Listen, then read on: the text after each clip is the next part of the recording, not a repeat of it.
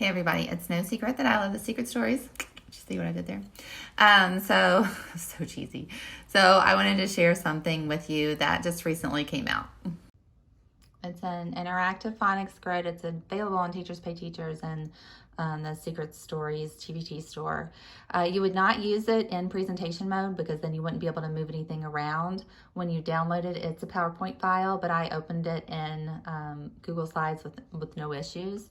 So all of these pieces, and there's multiple stacked on top of each other. So if you want to build more than one thing with a sound, you can. All the stories are here, the letters in the alphabet. If you're familiar with stories, you know that the blends they don't have individual stories, but they're one story, but they're each represented here. So you have this kind of holding tank area. So if you said, okay, we're really going to focus on or, you could put that there, remind them of what the story is.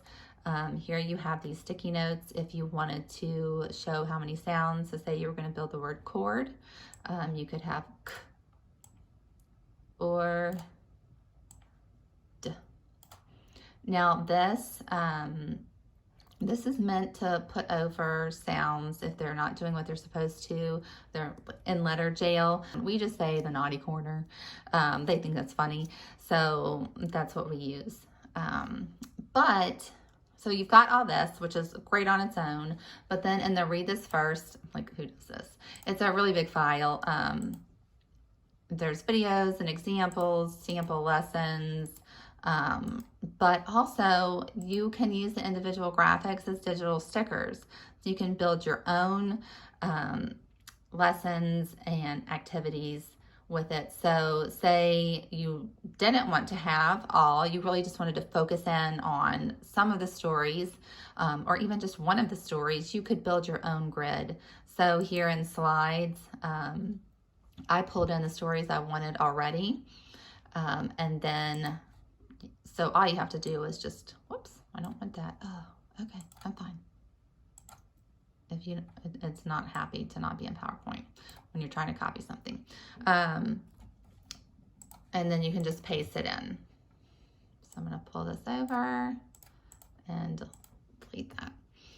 And then you can have your own area to build without all the stories. If you don't want all the stories, you may just want to focus in on R control and only have those. So that really makes the tool so much more valuable because it's more flexible.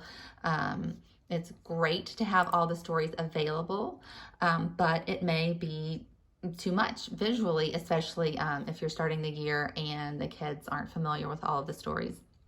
So there you do see more slides over here. It's just the same thing. So that way if you're building, you don't have to put everything back. You can just go to another slide and it's blank and you can start all over. So that is it. I'm really excited about it, especially with all the distance learning that's happening right now. We can still share and interact with letters and sounds with our students, even virtually.